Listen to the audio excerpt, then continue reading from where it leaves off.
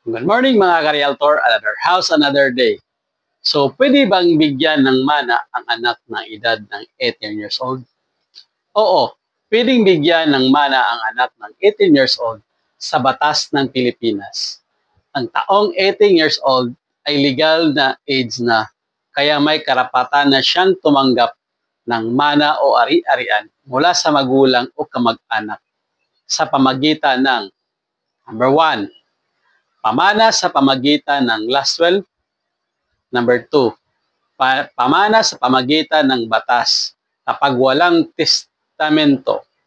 Number 3, donation kung ibibigay habang buhay pa ang magulang.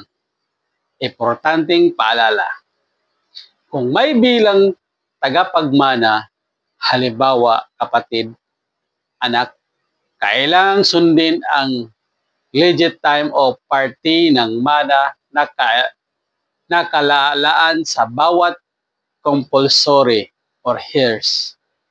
Kung ibigay ang mana habang buhay pa ang magulang, maaaring kailangan din ng deed of donation at pagbabayad ng donor's tax.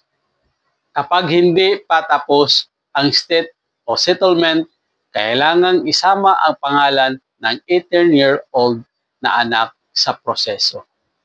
This is Albert, the licensed real estate salesperson. Good morning and God bless. Don't forget to like, share, and follow para updated ka sa mga real estates ko. Thank you!